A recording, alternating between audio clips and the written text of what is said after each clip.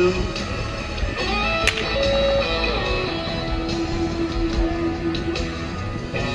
you heard I was pedal to the metal face.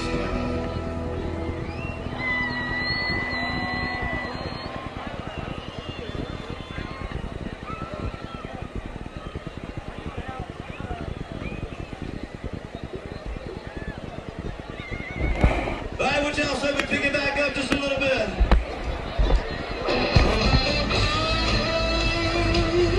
What's going on?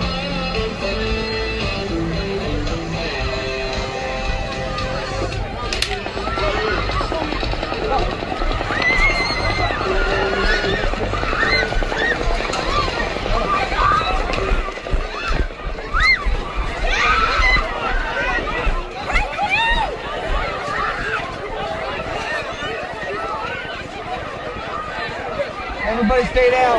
Well, I guess someone's really fucking shooting, huh? Everybody stay down.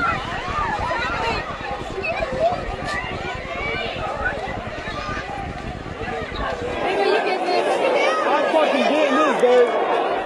Hands open, go, go, go. Go,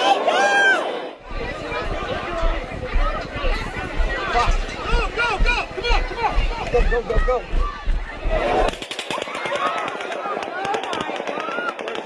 Get down.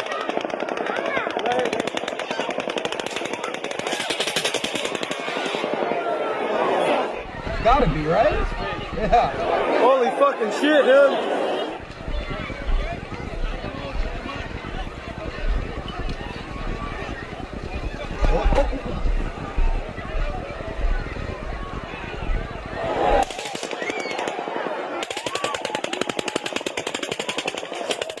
Oh, fuck. Oh, fuck.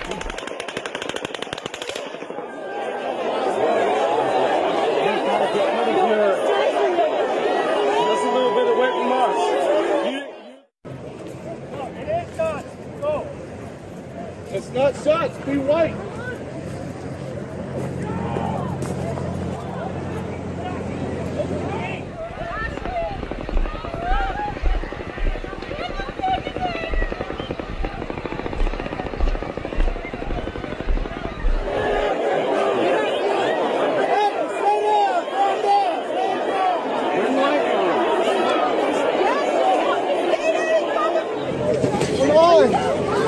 Hey, where are you? Where are you guys at? Where are you at? I'm already out. I'm right here. Okay, I'll be out right now. Go to the right.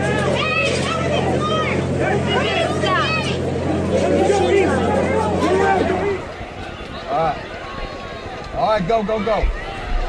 Stay down! Stay down! Stay down! Stay down! Nice, guys, go east,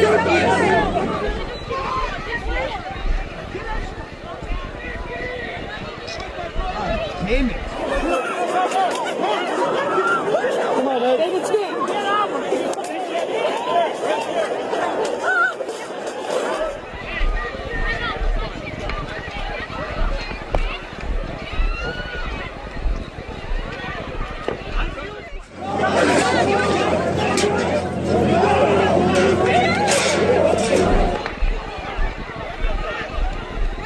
Go, go, go, go, go.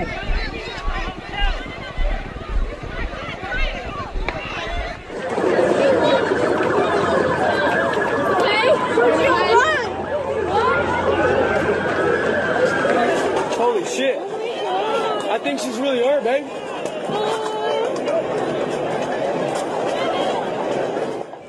I can't do this. Wait, wait. You guys okay? Behind the wall. Get down! Get down! Get down! Get down! Get down!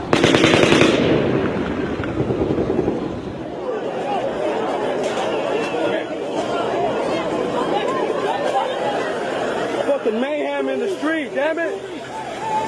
Look at that. Holy fucking shit, dude. This is crazy. Yeah, it does. It sounds like automatic gunfire.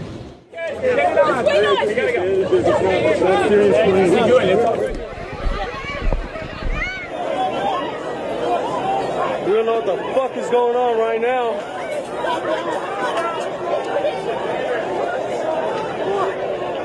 Shots started ringing out. Now it sounds like it's coming from farther away. You alright, babe? That was more exciting than Route 91 for the past 3 fucking days. Those are shots! Run! Those are shots! Fence that they just trampled over. Yeah. Holy shit! Go! Go! Go! Holy shit! Stay down! Stay down! Okay, babe. Stay down! Stay down! Down! That's real close. That's close, babe. Keep your head down, run, go! Keep your head down, run!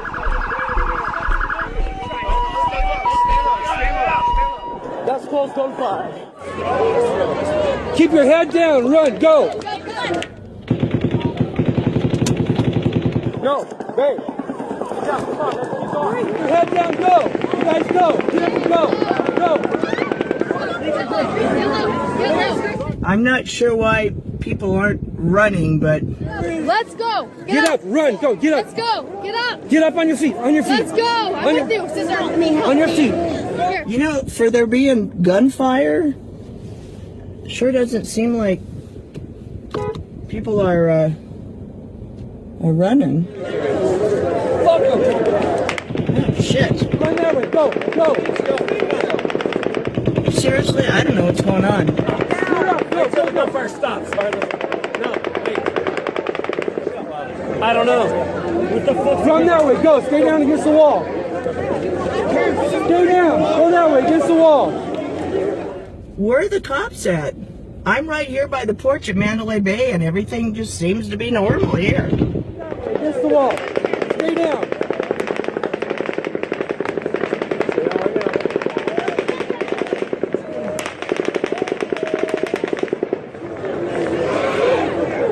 Okay, go, run, now go! Go, run, go, go!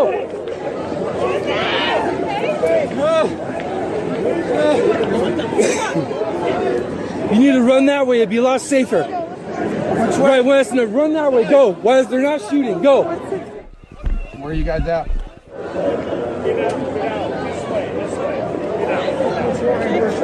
You guys just get back to the hotel right now. Get back to the hotel. Come on, you need to go this way, stay there. Come on, run, go this way. Okay, go. Keep going, go that way. Still here at the airport. They said do not go to Mandalay Bay. There's multiple shots fired and they need lots of medical there. Do not go to Mandalay Bay. Stay away from there. All right, I'm leaving. This is ridiculous. I don't know why people aren't leaving. This is insane. Yo! Come on! Keep your head down, run this way. Keep your head down, run this way. Keep your head down, run that way. Keep your head down, run this way. It seems like it's coming. What happened, Mandalay Bay driver? What happened? Full shots fired. They don't even know the details yet. I just talked to Metro over here at the airport. They're There's still just getting the people details, standing but around. there's multiple injuries. You guys, and, there's a shots fired. Keep your head down and run that way. Keep your head down, run that way. Keep your head down, run this way. All right, this is crazy. I don't know. Keep your head down and run that way. It seems like it's coming from up there. Oh shit! Keep your head down, run that way.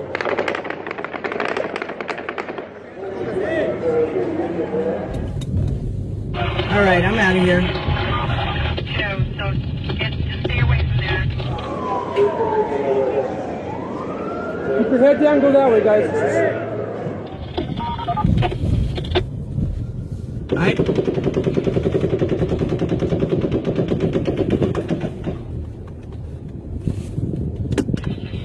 I've been under control right now.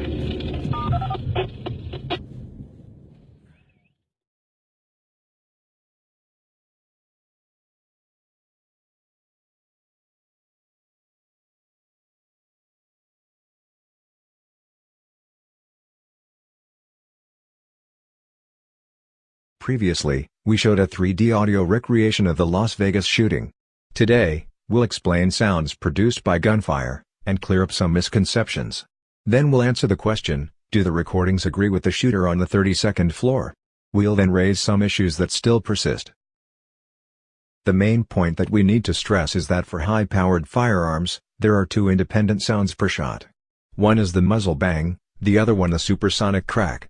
They originate in the same place and time, but after that, they exist independently.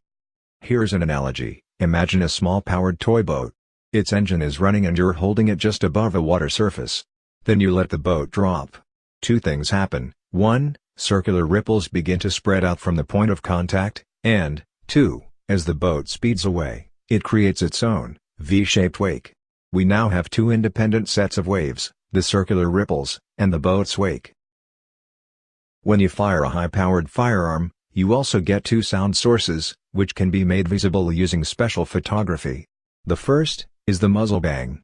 It spreads out in a sphere from the barrel, regardless where the barrel is pointing. The second is the supersonic crack. It travels with the bullet, which means it depends on its velocity and direction.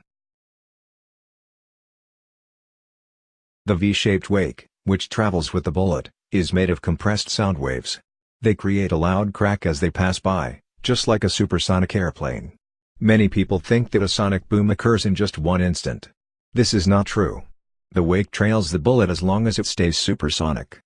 Because the muzzle bang and the supersonic crack are independent sounds, they can overlap in unusual ways, if the shooter is firing automatic. Unlike the muzzle bang, the supersonic crack fades out rather quickly, as it travels more than 100 to 150 feet away from the bullet path. In 3 dimensions, it creates a cylinder around the bullet path, with a radius of about 100 to 150 feet. This is how this cylinder looks like in the scale of the Las Vegas scene. You can hear the supersonic crack only if you're within this cylinder. Outside this cylinder, you only hear the muzzle bang sounds. If the shooter sweeps his weapon left or right, the bullet path sways rapidly, and so does this cylinder, which changes, or even eliminates the sound of the cracks. This may create the illusion of multiple shooters. If the weapon swings rapidly, it can lead to situations like this one, where at first only the muzzle bang is heard, and then, as the bullet path whips closer, suddenly the supersonic cracks pop up as well.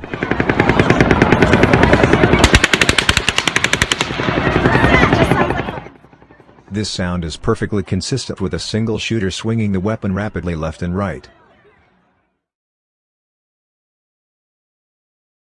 For distance measurement, the two sounds are very different. The muzzle bang travels a long distance at a constant speed, even though it loses its higher frequencies and becomes a distant thud.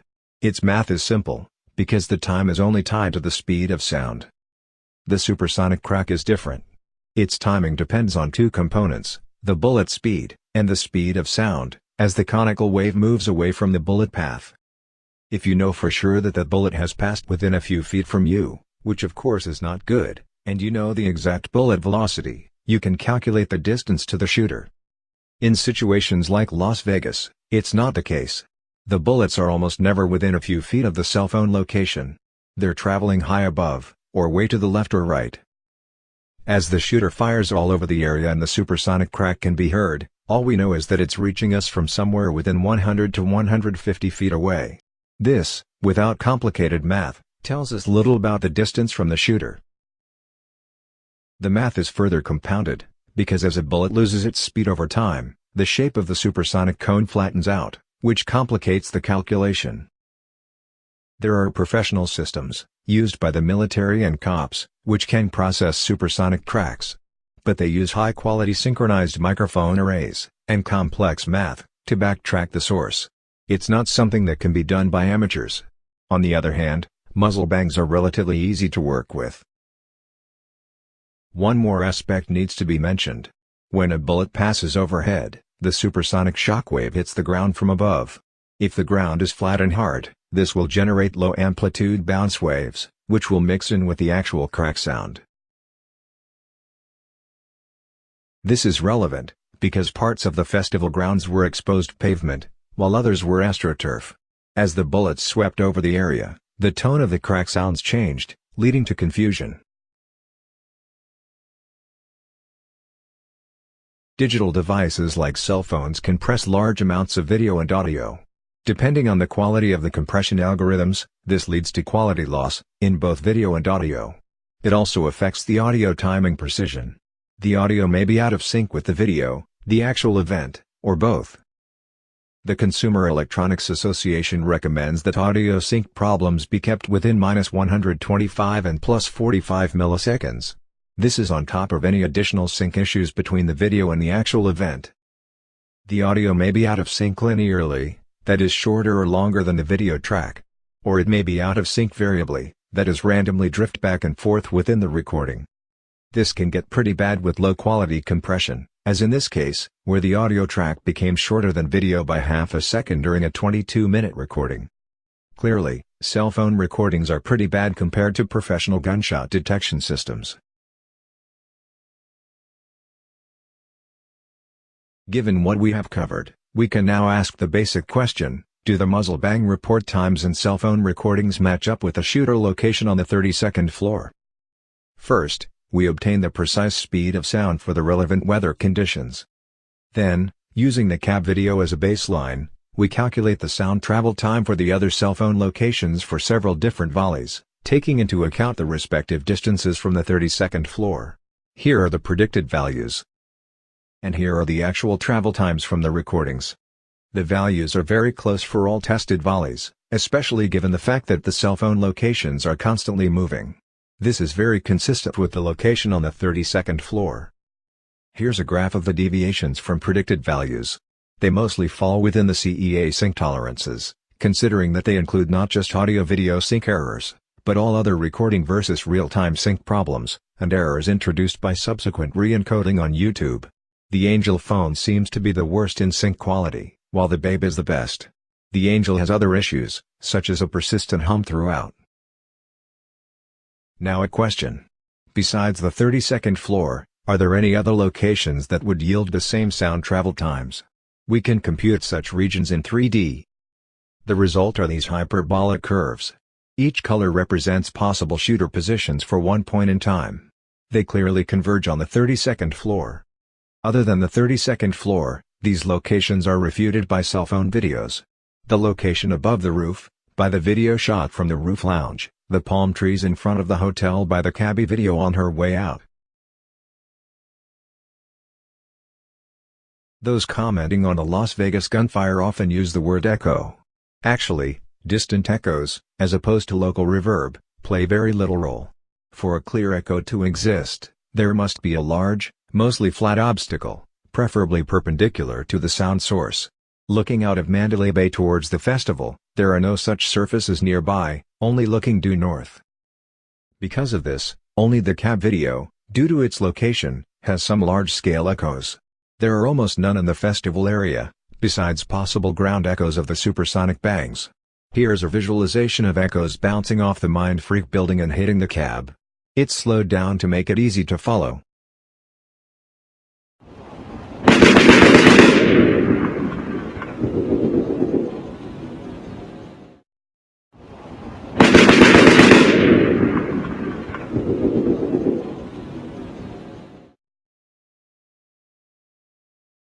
As mentioned before, cell phone recordings are inaccurate. This makes it hard to determine which round was fired from which window. For the automatic rounds fired during the cab video, sound travel time calculations suggest that the northern window is more likely the origin. Here's a chart of the firing rate for all shooting events. The automatic rounds fall between 8.3 and 11.6 rounds per second. Unfortunately, bump stocks make the firing rate uneven, which makes weapons hard to identify by firing rate alone. We'll now ask a few questions that remain. The biggest mystery are the 22 muffled shots at the beginning of the cabbie video. They're absent from other recordings, which suggests they're either coming from deep inside the room, or, less likely, someplace in the direction of the Delano Tower.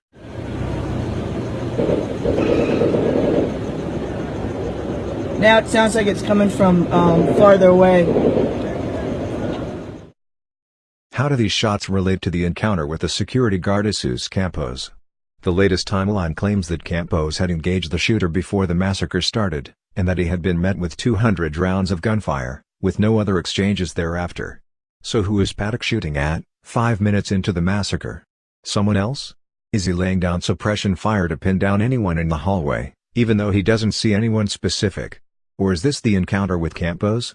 If so, Campos is wrong on the timeline. He also exaggerated the bullet count by a factor of 10.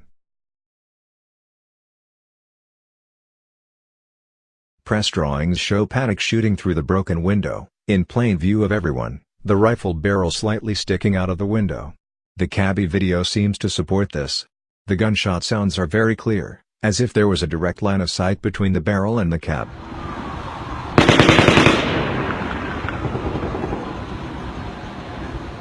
In the reconstructed 3D scene, we see that Paddock indeed would have seen the cab if he leaned out of the northern window. But this shooting stance can't be true, as the muzzle flash would have been clearly visible. We don't see it in any video. Paddock could have hidden behind the curtains, perhaps leaving a small opening. This would probably damage the curtains and cause all shells to land in the room. But Paddock fired about 1,070 rounds, and we see only 108 shells in the crime scene photos, just about 10%. 960 shells seem to be missing. Are they piled up behind the curtains? Paddock couldn't have easily kicked them out of the window, as the window frame rises an inch or two above the floor.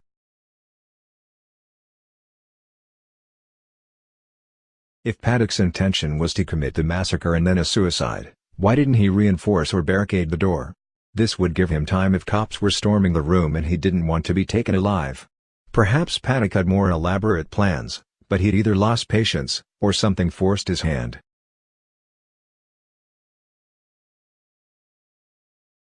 The shooter had plenty of ammo left and 23 weapons, so why did he stop shooting? Perhaps the last burst of gunfire provides a clue. It ends in a strange stuttering slowdown.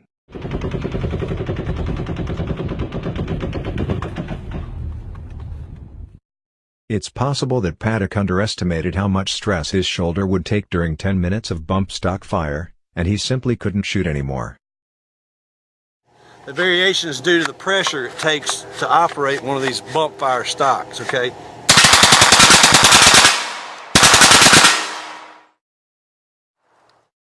This concludes.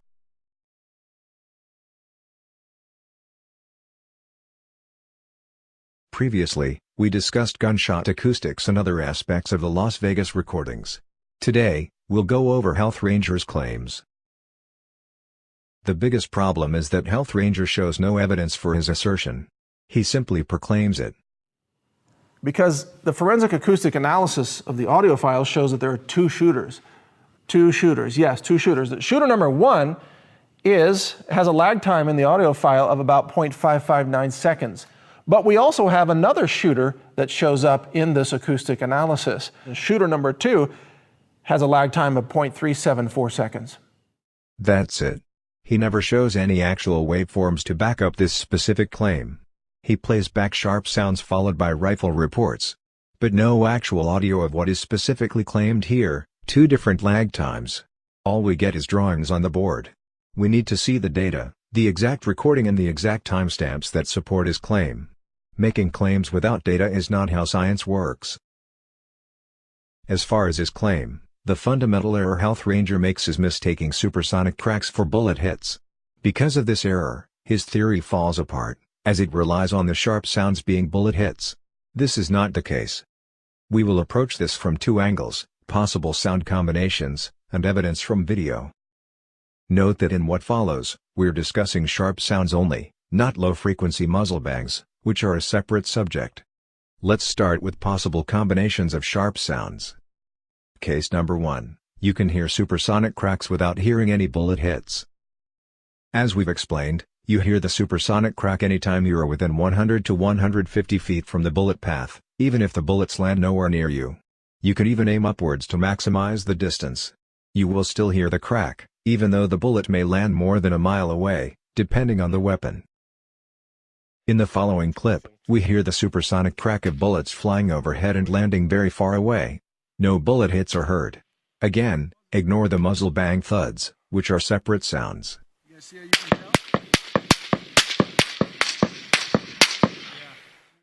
Now we'll hear a bullet hitting snow, then passing by the microphone and landing far away, then hitting a metal target.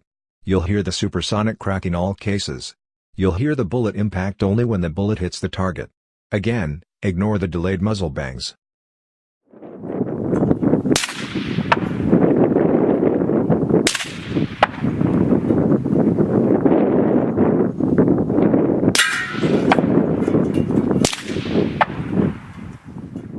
We'll now be in the same scene, but facing the barrel, several hundred yards away. The bullets will pass by, and land far away, with no audible bullet hits. The supersonic cracks will be virtually identical to the sharp sounds in Las Vegas recordings.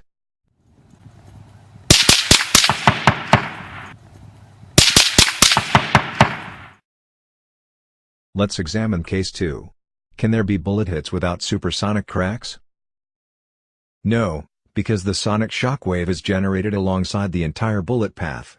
The only way to block the supersonic crack would be to separate the bullet path from the listener with a large obstacle.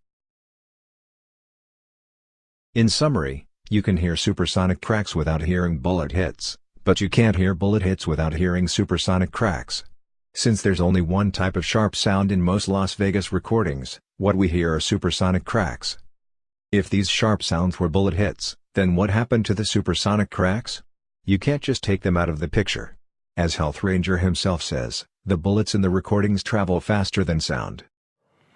And at these distances that we're talking about, which is typically, less than 600 yards, the bullets remain supersonic, so they never get slower than the speed of sound. The fact that we're hearing supersonic cracks, not bullet hits, is apparent from what we see in the video.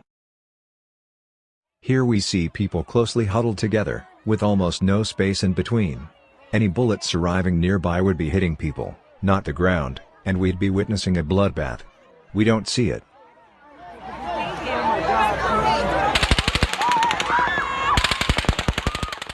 Trying to claim that these are bullet impacts but they come from further away, and thus not harming people seen here, doesn't work. If the hits are far away, then we must account for the time the sound takes to travel from the impact to this phone. Since we don't know where the impact is, we don't know that time, and we can't use the sharp sound to compute the distance to the shooter. Another question: how do you get sharp sounds from bullets hitting AstroTurf? Or any sounds at all?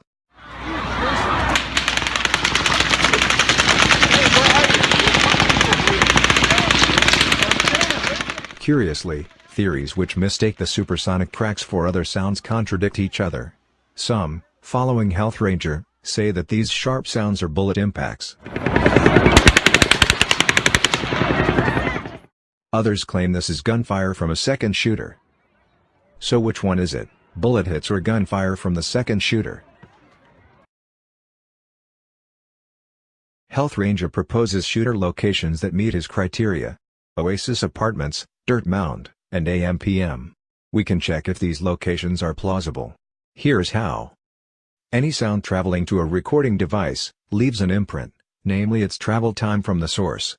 With multiple recordings, the sound travel times must reflect their relative distances to the source. Here's an analogy. Imagine a human handprint. Its finger lengths, measured from the base, are in correct proportions, defined by the bones. Now imagine you see the 5 fingertip points of an invisible handprint. If someone claims to know where the base of the invisible handprint is, you can test his claim by checking if the proportions of the proposed handprint match the human hand. If the base location is correct, the handprint will match the human hand. If the base location is wrong, the handprint will be distorted. Testing possible location of a sound source is similar, except the proportions are set by the distances to recording devices and the speed of sound. For the shooting in Las Vegas, we can compare sound travel discrepancies for the 32nd floor, and other proposed shooter locations. Besides the ones suggested by Health Ranger, we can include 2 often mentioned places: the top of the Skyview Pillar, and the roof of the monorail at Mandalay Bay. These are the discrepancies for the 32nd floor, already shown in Part 2. These are for the northwestern building of the Oasis Apartments, suggested by Health Ranger. By the way, it's hard to imagine how anyone could shoot bump fire rounds from the roof of this building, without alerting the tenants, and having it reported to the cops. These are for the dirt mound nearby, for the AMPM store, for the top of the northern pillar, and for the monorail roof. Here's a summary, which ranks the scale of discrepancies for all locations, from the smallest to the largest. The 32nd floor is the best match for the sound travel times we observe in the cell phone recordings. The AMPM store is the worst one. This chart underscores what has already been shown previously. The best match between sound travel times in the cell phone recordings are locations on these hyperbolic curves, which converge on the 32nd floor. The further you get from these curves, the less likely the proposed location. Going back to the handprint analogy, if you say the shots do not come from the 32nd floor, you need to explain why the audio handprint you propose is more distorted than the one for the 32nd floor. Health Ranger keeps referring to an imaginary ground zero point, which he drew on the whiteboard and from which he measures distances, as if the shooter aimed at some specific location, conveniently filmed by a cell phone. This is not the case. The bullets were sprayed all over the place. Cell phone recordings took place in random locations, far away from each other, with no relationship to bullet hits at all. Every location must be tied to a specific recording and a timestamp, with the sounds in each video judged individually. As you can see, the distances between the major cell phone locations are huge. Not just between locations, but even between one phone over time. The concept of a ground zero point, where bullets just happen to land, is meaningless. Health Ranger keeps using the phrase bullets arrive. Arrive where? He seems to make a constant false assumption that bullets are somehow destined to arrive at a particular filming location. It's not true. The bullets fly overhead, off to the left and right, and may land very far away. They don't arrive at the cell phone locations at all, except in very rare cases. Let's illustrate the low probability of a camera recording the sound of a bullet impact. First, let's find out the distance from which a sound related to a bullet impact would be audible, given the noise level of commotion and gunfire. Let's look at the case where we have a visible bullet impact, and a sound which is not a supersonic crack. It's the soda cup hit by a bullet. Listen to the pang following the impact.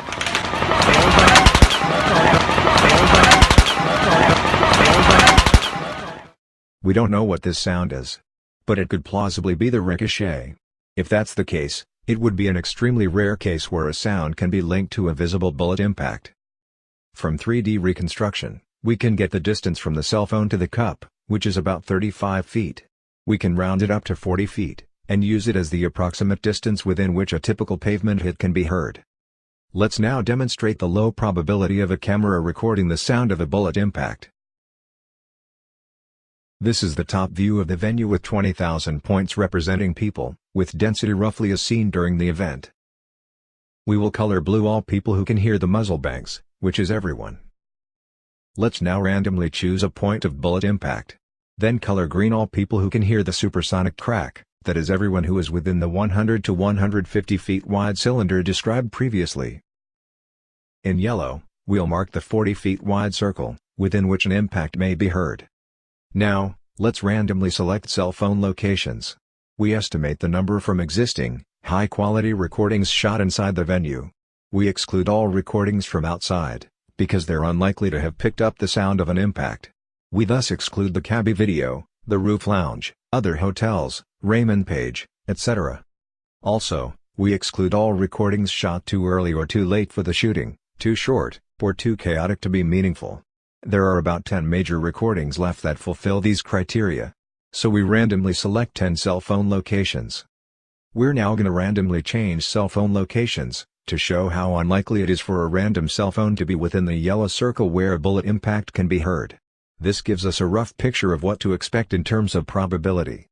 For a single random bullet path, about half of the cameras in the venue should pick up the supersonic crack, while recording a bullet hit should be extremely rare. This is what we observe. Even though the situation is more complex, because the bullet path moves randomly within one gunfire burst. By the way, this is how these regions look like with a moving bullet path. Note how the supersonic crack cylinder intersecting with the ground creates an ellipse, resembling a spotlight. Health Ranger never shows the actual waveforms of what he claims are different lag times. We don't know if his claim is based on a single, or multiple gunfire bursts. Different bursts can come from different weapons in different cartridges, which makes claims relying on one common muzzled velocity baseless. Even for one cartridge, muzzled velocity differs, depending on type, grain, twist, barrel length, etc. Only FBI or police labs can link specific weapons and cartridges to specific volleys. Only then lag time analysis will be possible. This concludes part 3.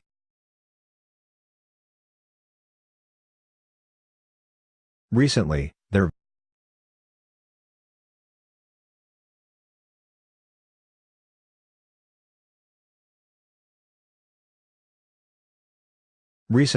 have been claims of flashes seen in the Las Vegas shooting footage. This is a quick short video to address them. It's not meant to disparage anyone's research, just to match these claimed flashes to the structure of the Mandalay Bay building, and the location of Paddock's suite. This is the first sequence of such claims.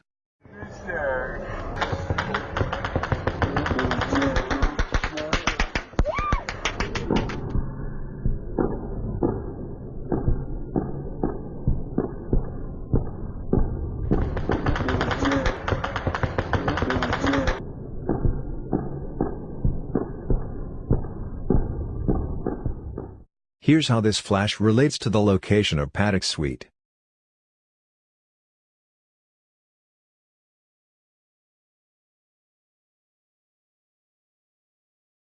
These flashes are reflections in the corners of some other windows. Their vertical spacing matches the spacing of 2 hotel windows. Here's another sequence of claimed flashes.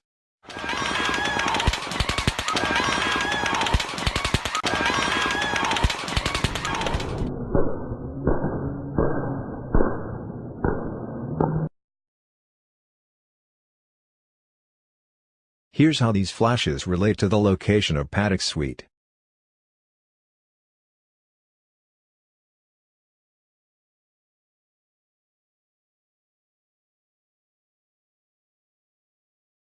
Here's another claimed flash and its relation to Paddock's suite.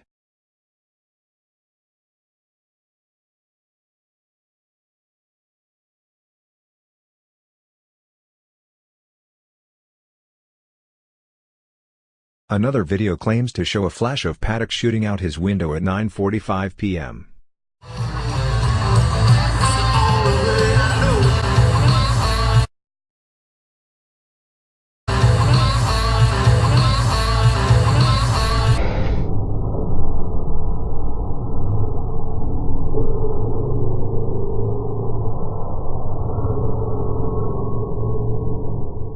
Here's how this artifact relates to the location of Paddock's suite.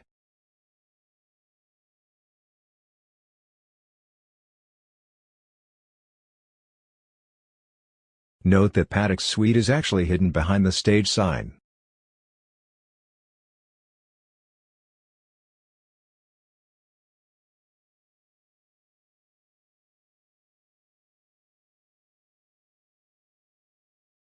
In this video, we'll go over clues that suggest a timeline of the Las Vegas shooting from Paddock's point of view. Of course, such a timeline is very speculative by its nature, as many aspects are impossible to confirm or refute. We'll first discuss 2 points in detail, then we'll summarize the timeline, then we'll list a few unrelated bits and pieces uncovered during the research. Let's first address a discrepancy, probably a minor one. Previously, we discussed the 22 muffled shots in the cabbie video that are absent from other recordings. Now it sounds like it's coming from farther away. As one viewer observed, it can be Paddock's firing at maintenance man Stephen Schuck, who has entered the hallway. It's possible, but there's a disagreement between the cabbie recording and Schuck's account of the events.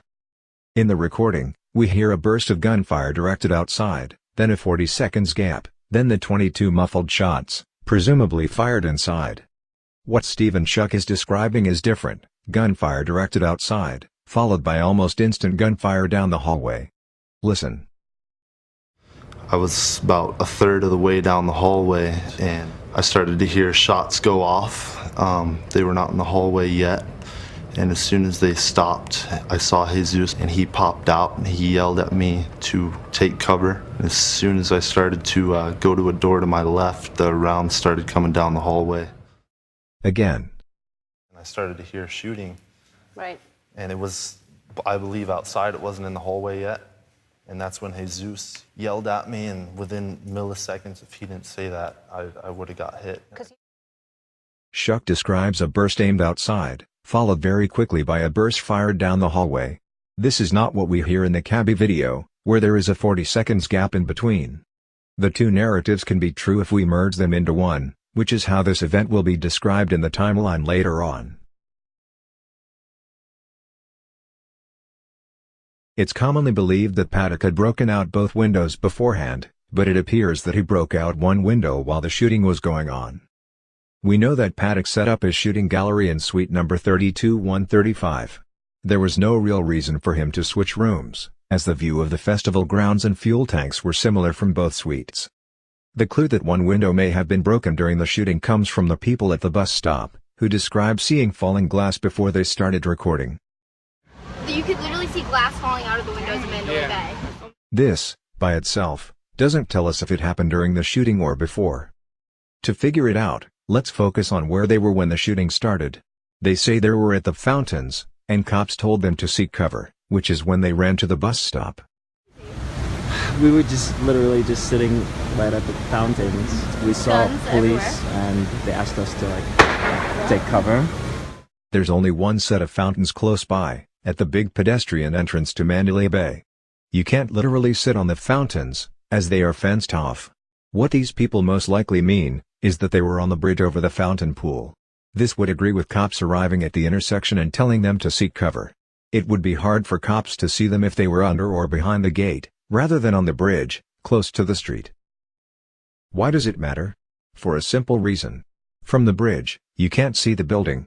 The gate hides it completely.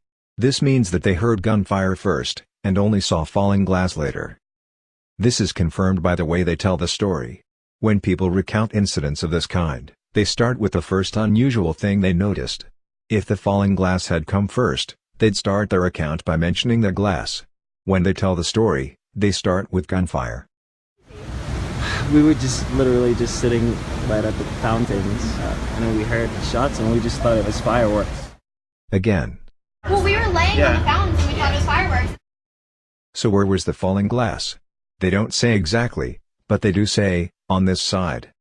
You could literally see glass falling out of the windows of Mandalay Bay. On this side. This suggests suite 32-134. Given the hotel silhouette from their vantage point, had the glass been falling from the other suite, they'd probably say, from the end of the hotel, or something like that. The question now is, at what time was the eastern window broken? We can determine this by a very careful examination of the video, frame by frame. Because the glass covering the hotel is very reflective, and the curtains aren't, we can look for a slight dip in brightness in the reflections where the broken window would be. In most frames, the glare of the reflections hides the details. But on one frame, when light falls on the building just right, we see a slight dip in brightness, whose shape matches exactly the outline of the broken window, at the precise location of the 32-124 suite. This could be an optical artifact, but the agreement in shape and location seems like more than just coincidence. If it's not an artifact, this would mean that the eastern window was broken about 4 minutes into the shooting. But why would Paddock need to break the window in 32-134? A possible answer is in the bus stop video. Note that by now cops have arrived not just to the north, at the intersection near the festival, but also to the south, alongside Las Vegas Boulevard, with their sirens on.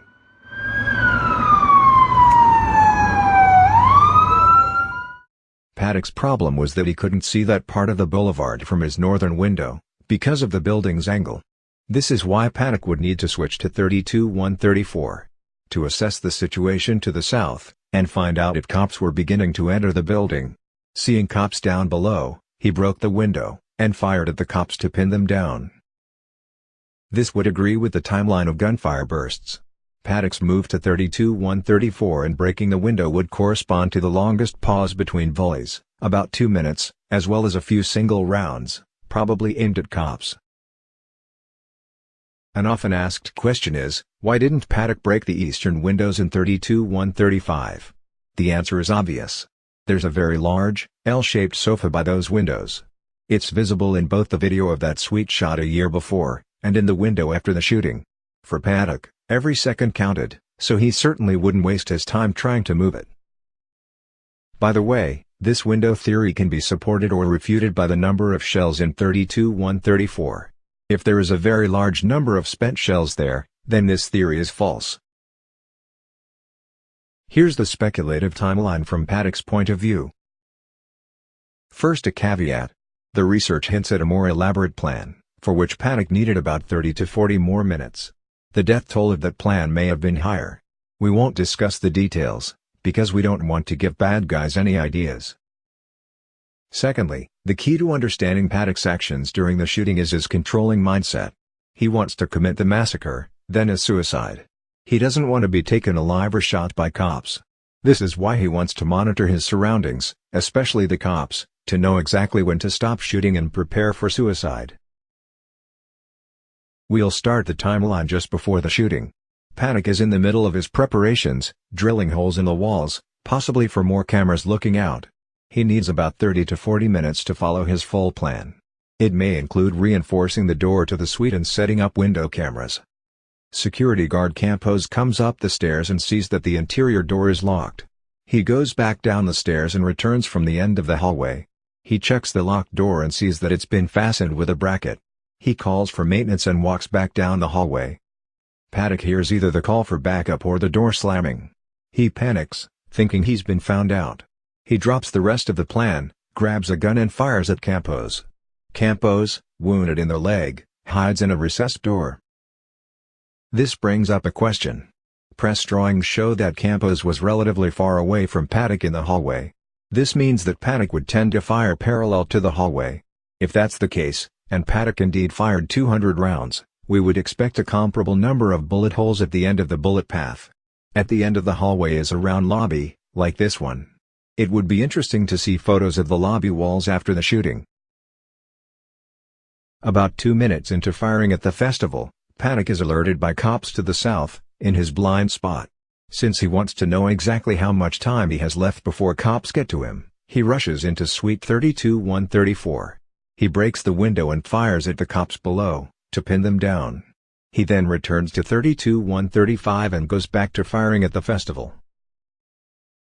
About 4 minutes after Paddock had started firing at the festival, Chuck arrives in the hallway and hears gunfire aimed outside. Paddock sees him on camera. He rushes to the door and fires at Chuck. Warned by Campos, Chuck dodges the bullets. Since Paddock is now deeper in the room, these rounds are not picked up by the cabbie's phone. Paddock monitors the situation, then backs up towards the window. From there, he fires a few parting bursts into the hallway, to pin Campos and Chuck down. Since these rounds are closer to the window, they're picked up by the cabbie's phone. A short time later, Campos and Chuck escape from the hallway. 10 minutes into the shooting, two things happen. 1. Paddock's shoulder becomes sore. 2. The festival crowd has dispersed, leaving only the dead and wounded, as seen in this rooftop video. Spraying the area randomly, as Paddock has been doing, becomes pointless. Paddock decides it's time for step 2, the suicide. There are 2 final shots in the bus stop video. We don't know if they're the suicide shots, they seem quite loud for a handgun fired inside. If they are the suicide shots, it's interesting that falling glass is seen again during the first one. They asked us to take cover, and so we ran. There's glass falling from Mandalay Bay. It's possible that Paddock, who wants to be in control, first test fires his handgun through the window, to make sure it works. Campos was first considered a hero, because it was thought he disrupted Paddock a few minutes into the shooting. Then the official timeline changed. Campos was then said to have encountered Paddock less than a minute before the shooting, though he's still credited with saving Chuck. If the more elaborate plan theory is true, then Campos indeed is a hero, although an accidental one. On one hand, he forced Paddock's hand and made him act. On the other hand, Campos foiled Paddock's potentially more deadly plan. And now a few random bits and pieces that turned up in the research. Interestingly, there are no shells on the armchair, even though there are many on the floor underneath and nearby. This suggests that Paddock was kneeling, sitting, or lying, rather than standing while shooting. Ticket prices for the 3-day festival were as follows: general admission $210, VIP tickets $359, dedicated lounge and bar $599. There's no data for 2017, but in 2015 Las Vegas locals were only 5% of the audience. There are recordings of the shooting from the Mandalay Bay Hotel, Tropicana, and Excalibur, but virtually none from Luxor, which actually is the closest hotel to the festival grounds. Perhaps the angled windows in Luxor make filming harder. In previous videos, we mentioned urban gunshot detection systems. This is how their microphones look like in a city. Some viewers may have heard of the 1966 University of Texas Tower shooting. Curiously, as the cops were sneaking up on the shooter, Charles Whitman, one of their guns misfired just like in Las Vegas.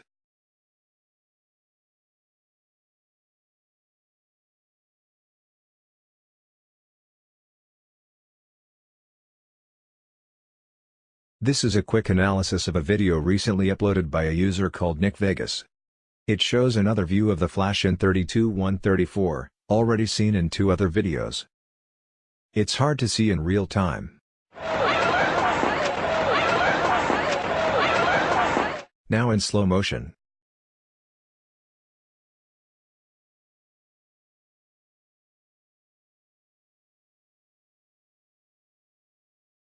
As in one other video, the flash consists of one frame with a faint light, and another one with the actual flash. Interestingly, in this video, we can see a second flash in 32-134, following the one already seen. Here it is in real time. Now in slow motion.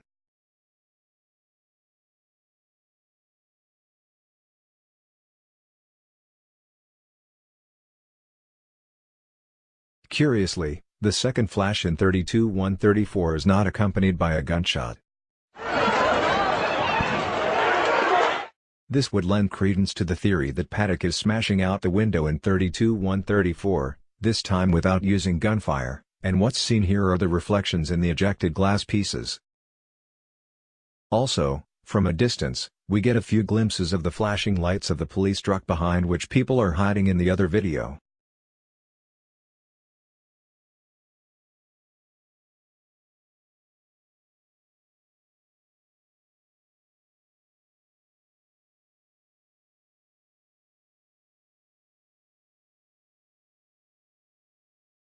The interest in the Las Vegas shooting is dwindling, but here's one more video, this time on the subject of the first shots.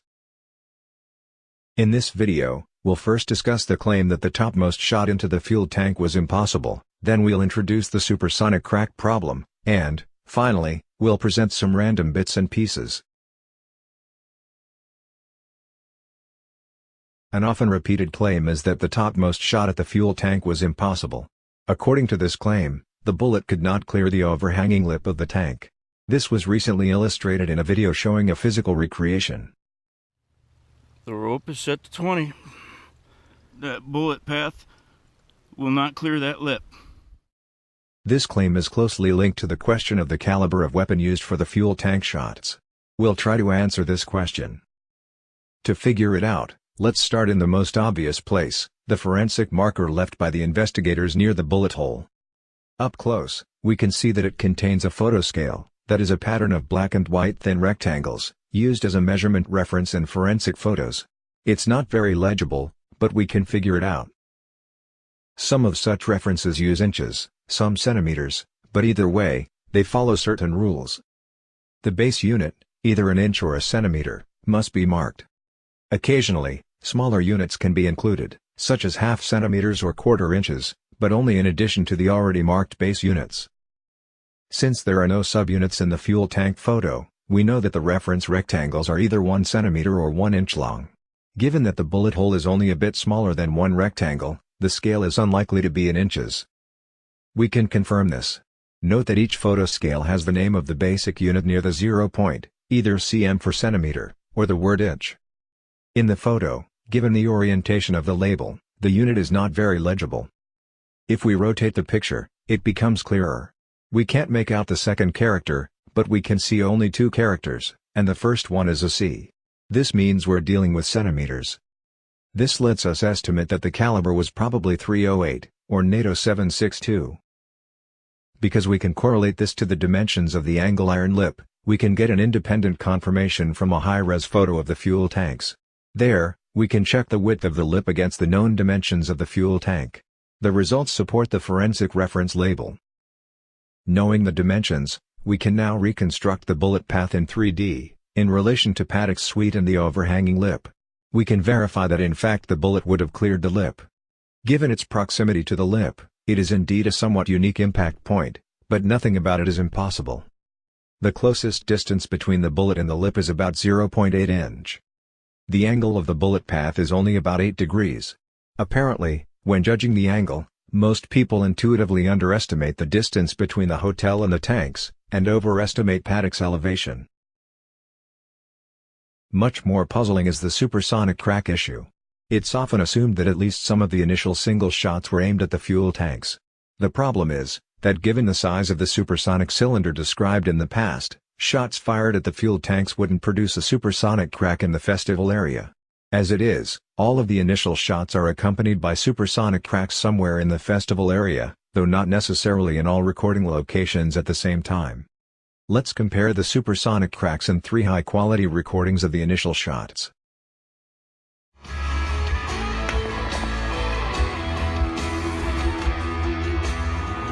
Yes, you heard I was pedal to the metal on the bar stool.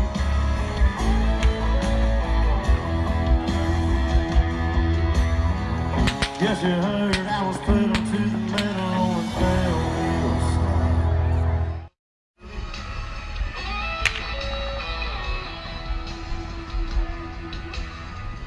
Yes, you heard I was pedal to the metal on the bell wheels. One thing to notice, is that cracks drop off at the location furthest away from the shooter.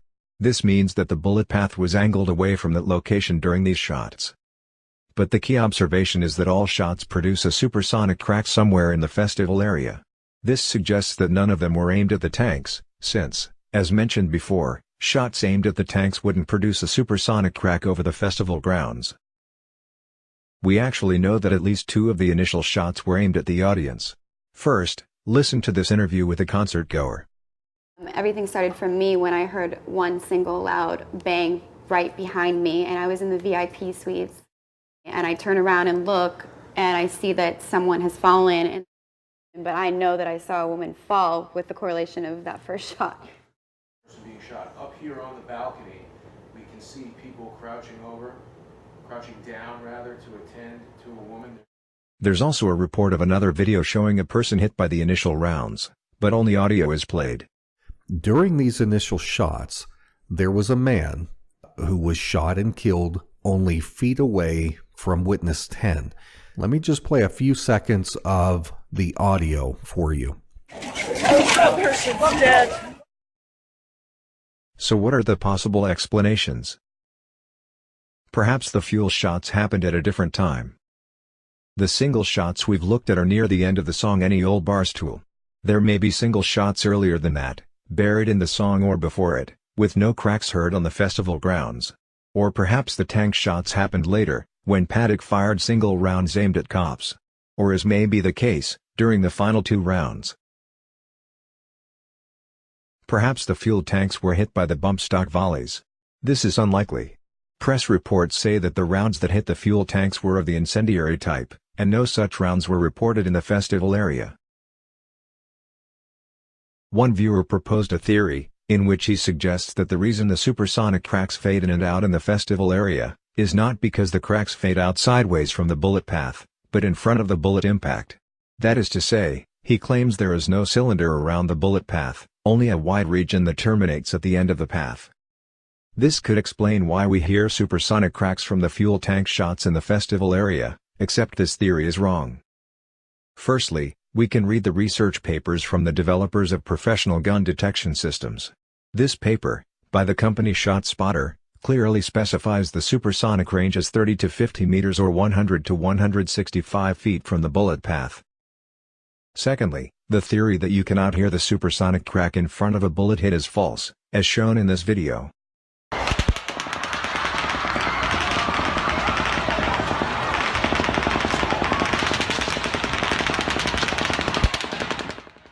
This video was taken from the top of the VIP lounge, on the opposite side from Mandalay Bay.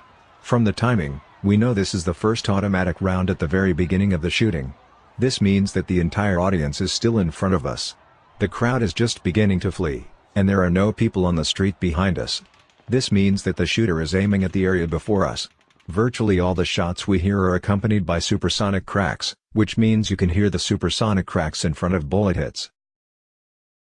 In the previously cited interview, the concert goer asked an interesting question: why did Paddock start out with single shots, if he planned to use automatic fire? Why would anybody switch their guns like that and try to scare off a bunch? If you're going hunting, you're not going to shoot off a single shot and like scare your prey. Yeah, if you're trying to kill thousands of people, which this guy was obviously going for, maximum kills. Yeah. Why would you use a non-automatic weapon and then switch to an automatic weapon? An often given answer is that Paddock was firing test shots to gauge the bullet drop. It's possible, but if Paddock planned to spray the venue with random fire, figuring out the exact drop seems to make little difference. A more disturbing answer may lie in Paddock's mind. As a mass shooter, he may have had two separate goals.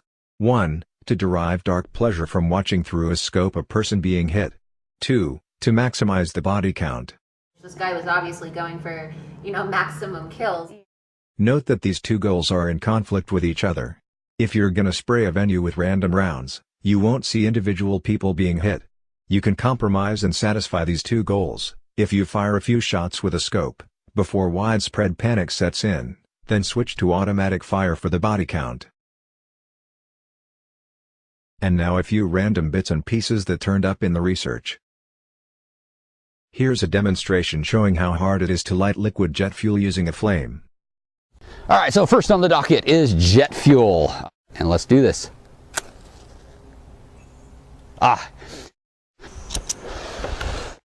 There we go. It has to be atomized.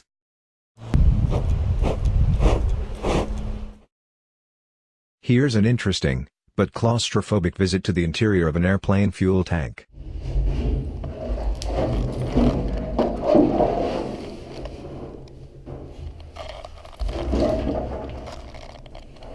To my right, there's another access panel, so there's two entries, and behind me, there's another to go further back.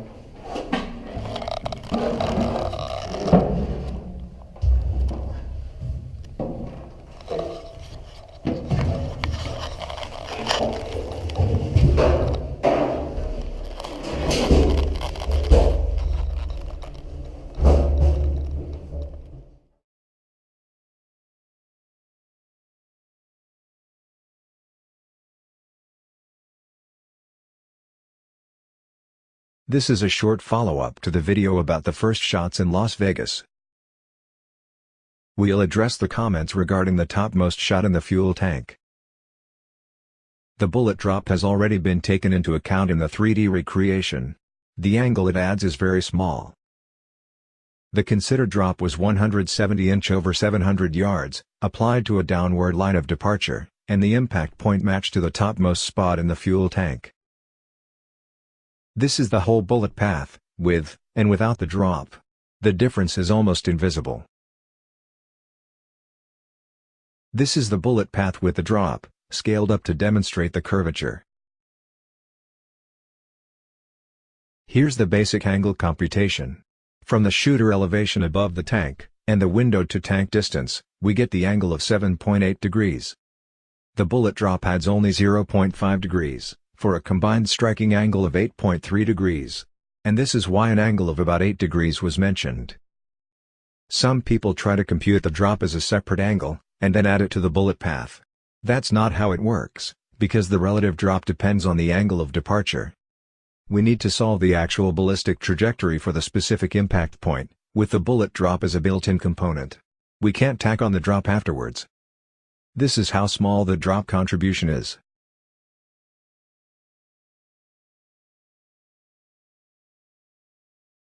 Some people question the spacing of the bullet hole under the lip, probably because they're looking at a far-away photo. In a close-up, we can use the bullet caliber as a reference. Depending on the photo, we get a distance from 28 to 33 mm from the center of the hole to the underside of the lip.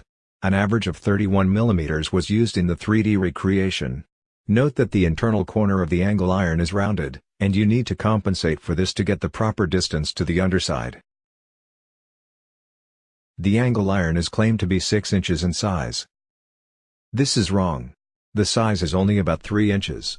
We know this both from the bullet caliber reference, and an independent comparison of the lip to the known dimensions of the fuel tank in a high-res photo.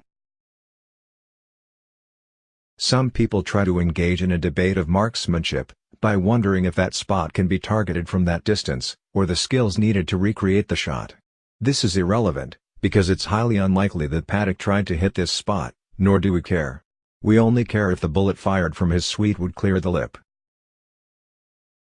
Some people try to base their calculations on dimensions from Google Maps or Google Earth. These sources are fine for large distances, but they're not good enough if you're trying to answer a question that involves fractions of an inch. If you zoom in on the 3D objects in Google applications, you'll see just how badly scanned and inaccurate they can be. This includes the issue of textures, or photos placed on top of 3D objects to make them look real. Low-quality texture algorithms may cause distortions based on the viewing angle. Depending on the quality of the textures representing Mandalay Bay, this may be an issue if you're trying to pinpoint Paddock's suite. Unfortunately, there is no shortcut when it comes to accuracy. You need to reconstruct the scene in 3D, using high-res photos as reference. In summary, the original 3D reconstruction of the topmost bullet hit on the tank still stands. The bullet would clear the lip.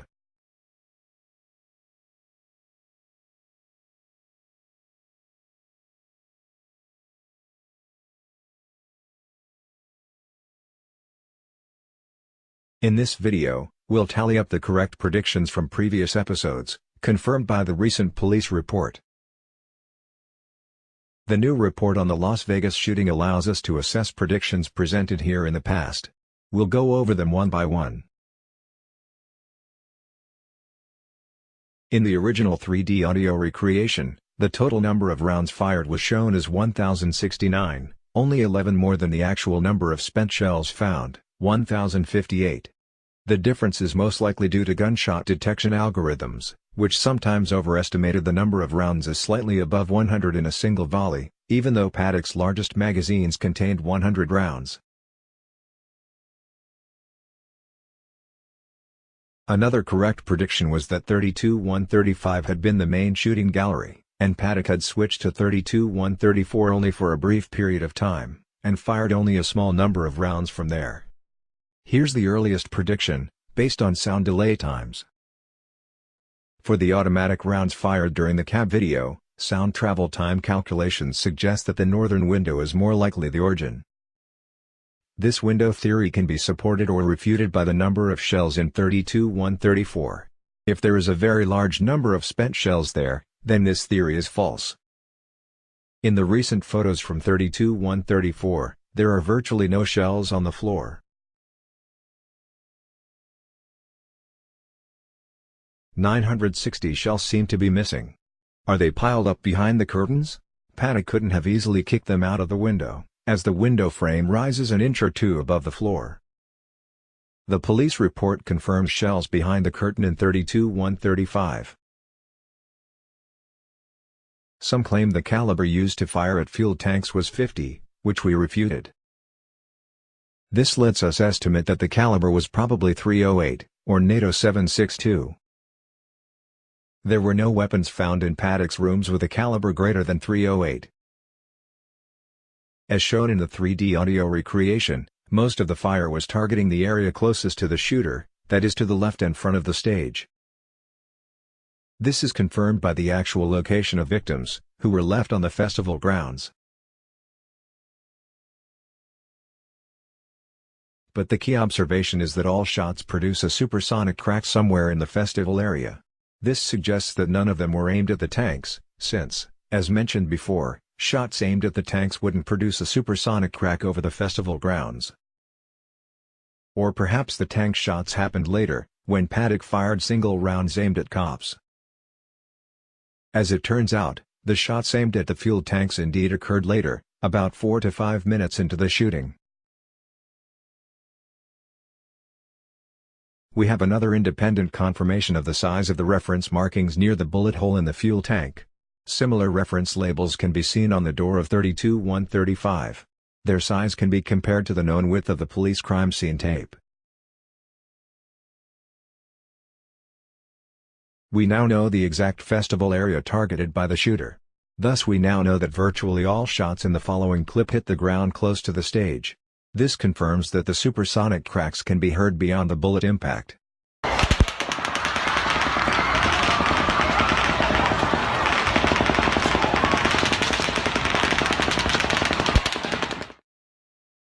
And here's a proof that the supersonic cracks cannot be heard past a certain distance sideways from the bullet path. This clip was shot from the housing to the southeast, about 1,200 feet from the bullet path.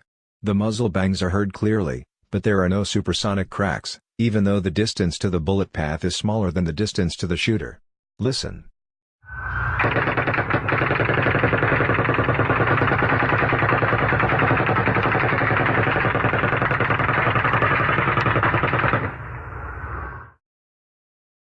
And now a few discrepancies in the police report.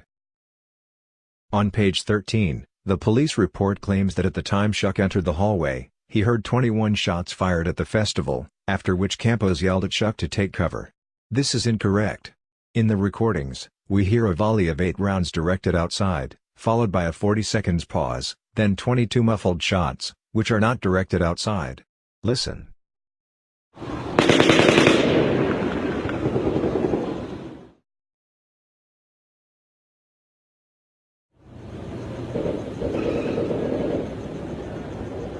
Now it sounds like it's coming from farther away. This inconsistency has existed since day one. It's a bit strange that it still lacks a clear explanation. Watch the episode called Paddock's Timeline, to see an attempt to reconstruct the encounter with Chuck. On page 26, the police report says that sometime after the initial shots, around the first round of automatic gunfire, an officer saw through his binoculars the silhouette of a shooting man in a Mandalay Bay suite. The man was standing several feet away from the window. This raises 2 questions already discussed in previous episodes. 1. If Paddock was standing, why are there no spent shells on the chair by the window? 2. If Paddock was several feet away from the window, why are the gunfire sounds so clear in the cabbie video, as if there was a direct line of sight between the cab and the barrel?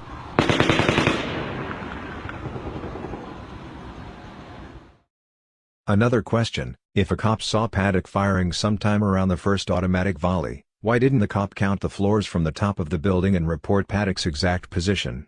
Or, if the cop had done it, why wasn't this communicated to other cops? Several minutes into the shooting, many cops still didn't know the exact position. Stay down. Where's it at? North of the Mandalay Bay. It's coming out of a window.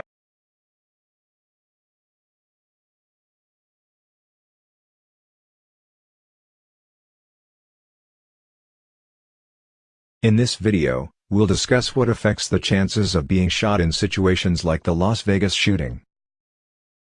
We'll discuss the gender ratio among the victims, a statistical casualty simulation, factors that influence the outcome, and ways to improve your odds of not being shot in situations similar to Las Vegas. What prompted this video was a recently posted claim that women in Las Vegas were killed seemingly out of proportion, and thus, allegedly, targeted on purpose.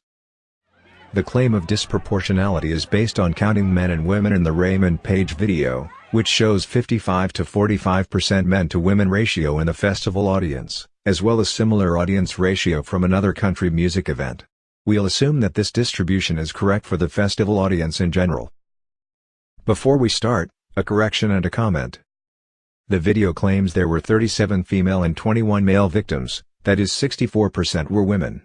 This is wrong. There were 36 female and 22 male victims, that is 62% were women. If you're gonna start a hashtag, it would help to get the numbers right. Women victims being 7% more than their percentage in the audience sounds much less dramatic than women being killed twice as often than men. The video claims that women were specifically targeted. Given that the automatic fire rate was about 10 rounds per second, this is impossible. You can't detect the gender of a random person in a crowd, aim, and fire, all within 1/10 of a second. Still, the gender ratio seems a little skewed. When dealing with results like this, there are three possibilities. The result is skewed by pure chance, it's indicative of some detectable factors, or a combination of chance and detectable factors. We'll try to determine which was the case in Las Vegas using casualty simulation. The simulation will run in the 3D recreation of the Las Vegas shooting environment. The simulation uses simple stand-in human figures, the female being 8% shorter than the male. Each figure is divided into simple body parts. Since randomness plays a role, each variable test will consist of 500 separate simulation runs with different bullet path patterns, to get a statistically meaningful result. Here's how one individual simulation run looks like. The red dots are fatal, the yellow dots are non-fatal wounds. To be respectful, we show only points, not the human figures.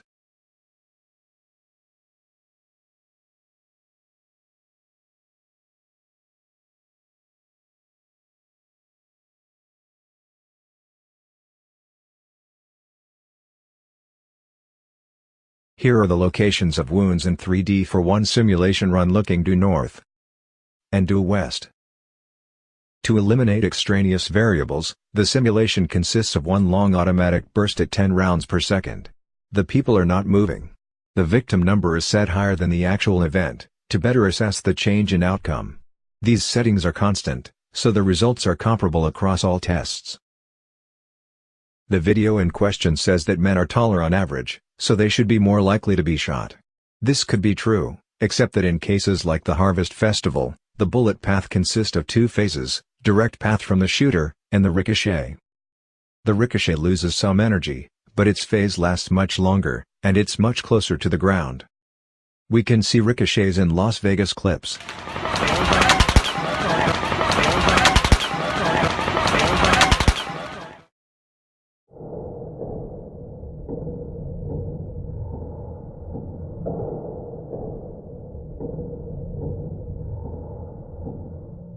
Ricochets could influence the gender distribution of Las Vegas victims.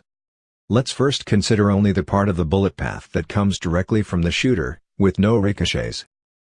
A statistical test with 500 runs tells us that during this phase alone, men would be indeed killed at a rate about 6% higher than their percentage in the audience. So what happens if we switch on ricochets? To answer this question, we must first establish a statistical casualty matrix, because we'll be now dealing with dozens of people in the path of a single bullet. This matrix sets the probabilities for various variables related to wounds of different body parts. This matrix can be adjusted later, if a detailed breakdown of those wounded in Las Vegas is released. Let's now switch on ricochets, and see what happens. Depending on how much force the ricochet is allowed to retain, and the average elevation above ground, we get an increase in deaths of up to 80% over the test without ricochets. Note how ricochets, being closer to the ground, affect women more. This shifts the victim distribution back towards the ratio in the audience. Now we'll consider people's behavior. We can see in many videos that most of the crouching people are women, while most of the standing people are men.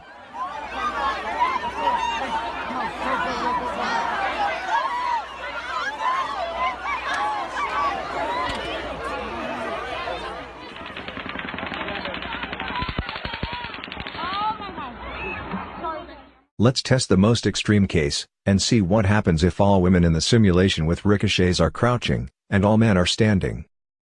The result is that women instantly jump up to 64% of all victims. Incidentally, we can find the most deadly average ricochet elevation, which seems to be around 2 feet off the ground. The ratio can skew towards women even more.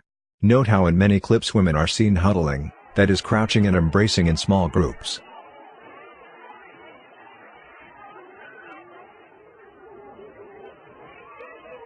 Unfortunately, this is sometimes also visible in photos of victims. We can run a test with all women huddling, that is crouching and embracing in small groups. The ratio of female victims increases to almost 66%. Also, as far as people shot multiple times, women outnumber men 3 to 1. The settings we've tested were extreme. Obviously, during the actual shooting, not all women were crouching, not all crouching women were huddling, and the average ricochet elevation wasn't necessarily at the most deadly level. Still, going back to the original question, the simulation tells us that such factors as ricochets and behavior can easily account for there being 7% more women among the victims. So do these tests suggest that a few women could have been saved if they didn't crouch and huddle? Statistically speaking, yes, but, unfortunately, randomness plays a big role. As you can see, in very rare cases, even with everyone standing, women can still be 63% of victims by pure chance. Are there any other ways to improve your chances in cases like the Harvest Festival? One thing to try could be to turn your side towards the shooter. Surprisingly, it works quite well. The simulation show this reduces casualties by 12 to 15%. Another thing to try, instead of people standing where they are, that is in random locations, they could try to maximize the distance from each other within the festival area. This, surprisingly, doesn't work. It actually increases casualties by 2%. We welcome any suggestions as to why this could be the case. To conclude this discussion about randomness, here's a very unique bullet path found among the thousands of simulation runs. The bullet ricochets, then misses 35 people, until it finally fatally wounds someone 180 feet away. Note that these tests apply only to cases like the Harvest Festival, with the shooter randomly firing automatic at a dense crowd from an elevated position.